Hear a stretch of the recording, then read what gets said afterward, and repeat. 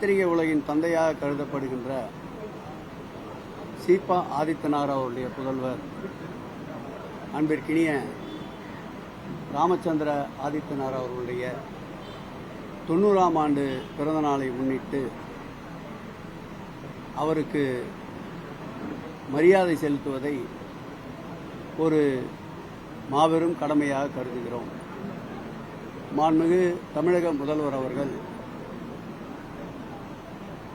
அவருடைய தந்தை சீபா ஆதித்தனாரோடும்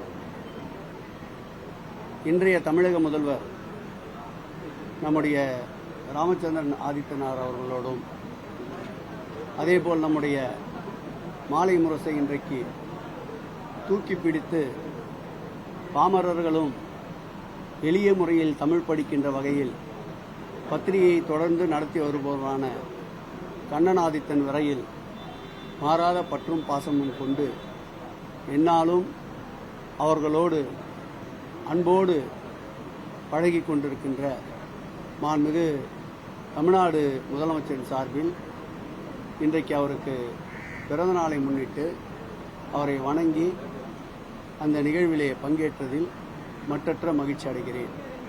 கார் உள்ளளவும் கடல் நீர் உள்ளளவும் அவருடைய புகழ் பத்திரிகை துறையிலே என்றும் மங்காமல் இருக்கின்ற வகையில் அவருடைய சேவை தொடர்வதற்கு அவருடைய மைந்தன் கண்ணனாதித்தன் அவர்களுடைய தொண்டு சிறக்க இந்த நேரத்தில் என்னுடைய அன்பான பாராட்டுதலையும் வாழ்த்துதலையும் தெரிவித்துக் கொள்கிறேன்.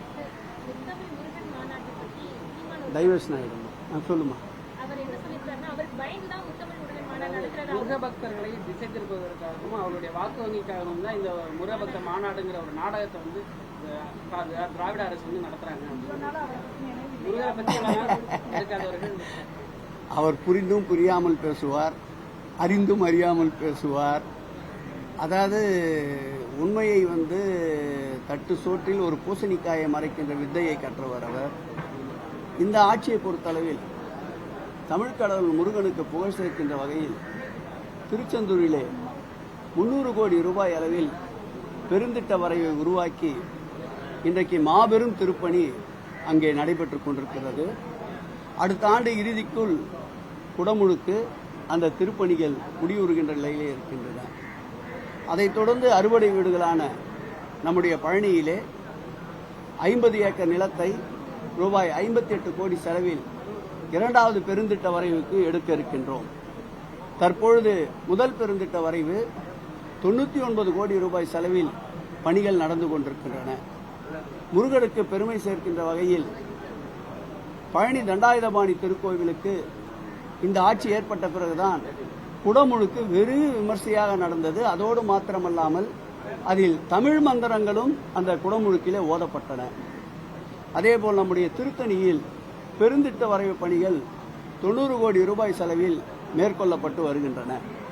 பழனியிலே 2வது பெருந்திட்ட வரைவு 136 கோடி ரூபாய் செலவில் ஏற்படுத்தப்பட்டு வருகின்றன. நம்முடைய திருப்பரங்குன்றத்தில் அறுபடை வீடுகளில் ஒன்றான திருப்பரங்குன்றத்தில் ரோப்கார் வசதியும் காசி விஸ்வநாதர் ஆலயத்திற்கு அதேபோல் திருப்பரங்குன்றத்திற்கு வருகின்ற பக்தர்களுக்கு தேவையான அனைத்து அடிப்படை வசதிகளையும் செய்வதற்கு பெருந்திட்ட வரைவின் வாயிலாக 66 கோடி ரூபாய் செலவில் மேம்படுத்தப்பட்டு வருகின்றன. ஏற்கனவே அழகர் கோவில் குடமுழுக்கு இந்த ஆட்சி ஏற்பட்ட பிறகுதான் நடத்தப்பட்டிருக்கின்றன. அறுபடை வீடுகளில் ஒன்றான சுவாமிமலைக்கு மின்தூக்கி உட்பட பெருந்திட்ட வரைவின் வாயிலாக 20 கோடி ரூபாய் செலவில் பணிகள் மேற்கொள்ளப்பட்டுள்ளன. இவையெல்லாம் தேர்தலை மையப்படுத்தியாக ஏற்படுத்தி வருகின்றோம். இந்த ஆட்சி ஏற்பட்ட பிறகு இதுவரையில் 1922 திருக்கோயில்களுக்கு குடமுழுக்கு நடைபெற்றிருக்கின்றன. வருகின்ற 18ஆம் தேதி 55 கோயில்களுக்கு ஒரே நாளில் குடமுழுக்கு நடைபெற இருக்கின்றன.